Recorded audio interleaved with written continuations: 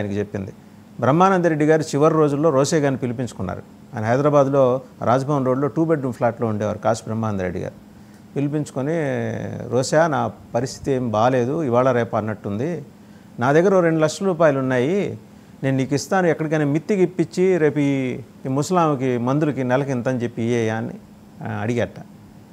అంటే ఆయన మీద ఎలాంటి ఆరోపణలు వచ్చినా చెట్టు చివరి రోజుల్లో ఆయన పరిస్థితి నేను చెప్తున్నా. అంటే రోసే గారు కళ్ళనీళ్ళు పెట్టుకొని చెప్పారట, ఆ మాత్రం ఆమెని పెద్ద ఆమెను చూసుకునే ఇది మాకుంది, ఆ డబ్బులు నీకాడే ఉంచాయా అని. వాళ్ళని చూసాం, ఇప్పుడు వాళ్ళని చూస్తున్నాం. రైట్. అదే వస్తుంది, డబ్బే పరమాది అయిపోయిందండి. డబ్బే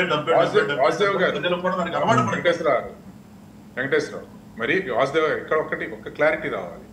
అంటే ఇక్కడ డిఫరెన్స్ ఆఫ్ ఒపీనియన్ ఏంటంటే, ఇప్పుడు వెంకటేశ్వరరావు మాట్లాడిన దానికి నాకు మధ్యలో ప్రజలకి డబ్బులు ఇవ్వటం, కొన్ని డబ్బులు తీసుకోవటం అనేది ప్రజల సైడ్ నుంచి మనం మాట్లాడవద్దు కాదు. ఎందుకంటే వాళ్ళకున్న పరిస్థితులు, వాళ్ళకున్న ప్రాతిపదికలో వాళ్ళు ఇక్కడ డబ్బులు ఉన్నాయి కాబట్టే సీటు ఇస్తున్నామని చెప్పే సందర్భంలో వెనక్కి సంపాదించుకోవడానికి కాదనే విషయాన్ని విశ్లేషించుకోవాల్సిన అవసరం ఉంది. దీని మీద రాజకీయ పార్టీలు ఒకవేళ నాయకత్వాలు కనుక కఠినంగా వ్యవహరించాల్సిన అవసరం ఉంది. ఒకవేళ అలాంటి ఆరోపణలు వచ్చిన వాళ్ళు కానీ, అటువంటి సందర్భాలు జరిగినప్పుడు కానీ ఎవరైనా సరే, అంతేగాని దాని మీద ఉండటం వేరు. కానీ అంతేగాని మనకు వీళ్ళు ఖర్చు పెడతాన్ని మనం తప్పుపట్టాల్సిన అవసరం లేదు. సరే, వాళ్ళు ఎందుకు తీసుకున్నారు అనే దాని మీద మనం, ఎందుకంటే వాళ్ళు రైట్. ఫైనల్ గా రవిచంద్రారెడ్డి గారు మాట్లాడతారండి. రవిచంద్రారెడ్డి గారు, మనం ఈ రెండింటి మధ్యలో మన ప్రజలకి డబ్బులు తీసుకోవటానికి, ప్రజలు తప్పులు తీసుకోవటాన్ని మనం రవిచంద్రారెడ్డి గారు మాట్లాడతారు సార్. ఒకసారి రవిచంద్రారెడ్డి గారు. వాసుదేవ్ గారు, ఈ రోజు కేసినేని చిన్ని గారి మీద వచ్చిన ఆరోపణలు సామాన్యమైన కాదు. ఈ రోజు లిక్కర్ కేసులో అరెస్ట్ అయిన రాజకేశ్ రెడ్డి గారికి సంబంధించి చాలా డెప్త్ లో ఎంక్వైరీ జరుగుతున్న క్రమంలో సరైన సమయంలో సందర్భం చూసి సోదరుడైనప్పటికీ ఏదైతే నిబద్ధతతో ఆరోపణలు చేసిన కేసినేని నాని గారిని నేను అప్రిషియేట్ చేస్తున్నాను. ఆయన వాటి మీద కట్టుబడి టు ద లాజికల్ కంక్లూజన్ వచ్చే వరకు పోరాడే. రాజకీయ భవిష్యత్తు కోసం అన్నదమ్ముల వ్యవహారంగానో దీన్ని చూడకూడదు, పార్టీలు కూడా కాదు. ఖచ్చితంగా లాజికల్ కంక్లూజన్ రావడం కోసం వ్యవస్థల్లో అన్ని డోర్లు తట్టాల్సిన అవసరం ఉంది. సార్, లిక్కర్ కేసు అనేది ఈ దేశంలో ఎప్పుడు ఎవరు చూడనంత పెద్ద స్కామ్ ఇది. ఆంధ్రప్రదేశ్ లిక్కర్ స్కామ్ దేశంలో ఎవరు ఊహించనంత పెద్ద స్కామ్. జస్ట్ 100 కోట్లకి ఈడీ రావడంతో పాటు ముఖ్యమంత్రిగా ఉన్న వ్యక్తిని, సిట్టింగ్ ముఖ్యమంత్రిని అరెస్ట్ చేసిన దాఖలాలు మనం చూసాం. కేంద్ర ప్రభుత్వం అరవింద్ కేజ్రీవాల్ గారిని తీసుకెళ్లి లోపలేసింది, డిప్యూటీ సీఎం లోపలేసింది, మంత్రిని లోపలేసింది, మాజీ ముఖ్యమంత్రి తనయ్యని లోపలేసింది, అనేక మంది ఇండస్ట్రియలిస్టులు వాళ్ళ తనయుల్ని లేకపోతే వాళ్ళనే పట్టుకెళ్ళింది. కేవలం 100 కోట్ల రూపాయల ఏదైతే లిక్కర్ పాలసీకి సంబంధించి అవకతవకల గురించి. ఇది దాదాపు 1,00,000 కోట్లకు సంబంధించింది సార్. మోడీ గారు ఏం చెప్పారు? డిజిటల్ పేమెంట్స్ అని చెప్పి దేశమంతా ప్రచారం చేసిన క్రమంలో ఆ తర్వాత వచ్చిన ప్రభుత్వం ఏది డిజిటల్ పేమెంట్స్ గురించి బాగా పాపులారిటీ వచ్చారు. నోట్ల రద్దు గురించి అవన్నీ జరిగిన తర్వాత డిజిటల్ పేమెంట్స్ స్పీడ్ అందుకున్నాయి.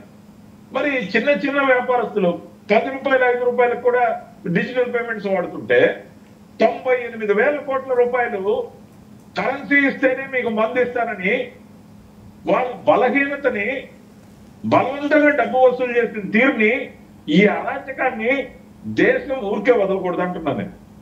98,000 కోట్ల రూపాయల స్కామ్ ఏదైతే క్యాష్ రూపంలో కలెక్ట్ చేశారో, ఇంతకన్నా పెద్ద స్కామ్ అవసరమా సార్? అలాంటి రాజకీయం చేసింది దీన్ని సర్దుబాటు ధోరణిలో విచారణకి అనిపిస్తే మాత్రం దేశంలో ఇంకే స్కామ్ అయినా వేస్టే.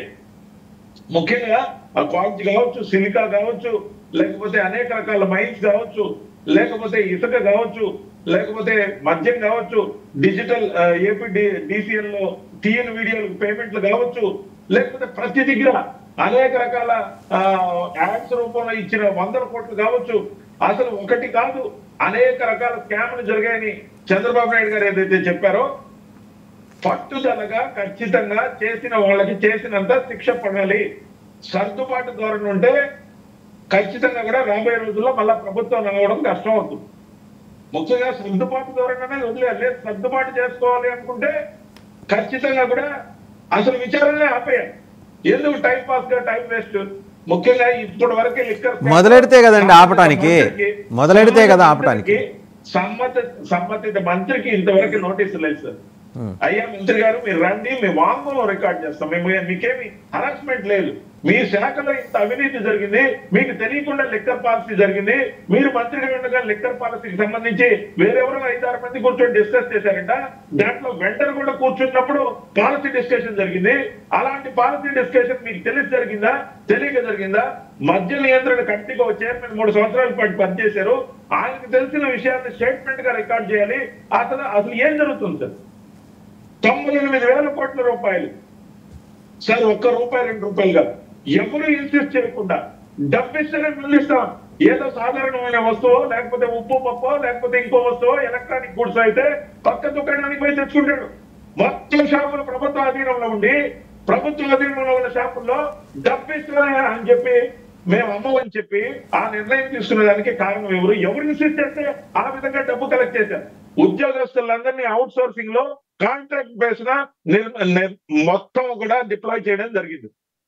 ఈ రోజున అదే కేసులో ఉన్న వాసుదేవ్ రెడ్డి ఆయన ఎండీగా ఉండగా జరిగింది. లిక్కర్ ప్రొక్యూర్మెంట్ కి సంబంధించి కానీ, లిక్కర్ కి సంబంధించిన ఎంప్లాయీస్ రిక్రూట్మెంట్ కి సంబంధించి కానీ 98,000 కోట్ల రూపాయల క్యాష్ కలెక్షన్ కి సంబంధించి అత్యంత బేస్ గా ఆన్సర్ చెప్పాల్సిన వాసుదేవ్ రెడ్డి రాత్రికి రాత్రి సెంట్రల్ గవర్నమెంట్ కి డిప్లాయ్ అయిపోయాడు. విత్ ఇమీడియట్ ఎఫెక్ట్ రిలీజ్ చేస్తారు. ప్రధానమంత్రిగా ఎండీ అన్ని దగ్గరకు వచ్చి సమాధానం చెప్పాలి. ఖచ్చితంగా కూడా ఇది ఆషామాషి వ్యవహారం కాదు. దేశం ఈ స్కామ్ లో సరైన నిందితులకు సరైన శిక్షలు వేయలేకపోతే దేశం యొక్క పరువు పోతుంది.